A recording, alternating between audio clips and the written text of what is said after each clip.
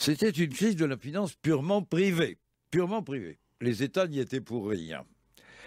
Mais nous étions déjà dans un système qui encourageait les États à s'endetter. Qu'est-ce qu'on a fait à ce moment-là?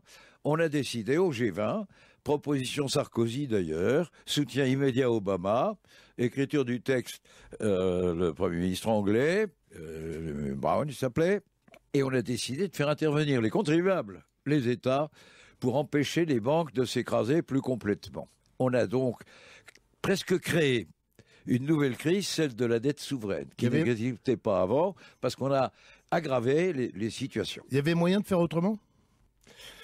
Moyen de faire autrement, c'est formidable. Rappelons-nous quelque chose. La Banque de France a été créée en 1801, et jusqu'en 1974, ça fait quand même du temps, oui, c'est pas la quotidienneté, elle finançait l'État sans intérêt. Sans intérêt.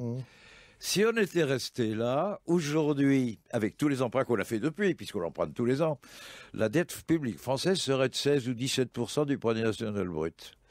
Mais en 1974, on a eu une loi stupéfiante qui s'appelle la loi bancaire, qui a interdit à l'État de se financer sans intérêt auprès de la Banque de France, et qui a obligé notre État, nous faisions comme les Allemands, tout le monde, c'était un peu la mode, c'était une façon de penser.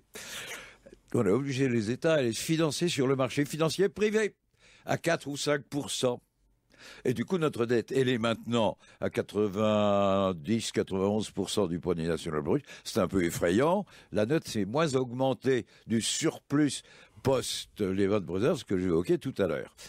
Ce qui veut donc dire d'abord que l'humanité a vécu quelques siècles en se finançant à l'œil et sans avoir de crise de la dette souveraine. Ça donne des idées tout de même.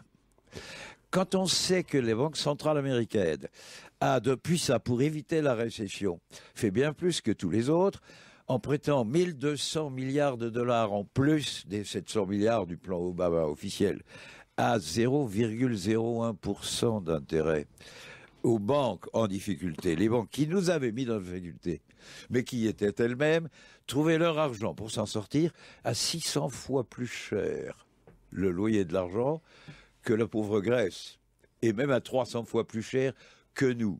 Qu'est-ce que c'est que ce jeu imbécile?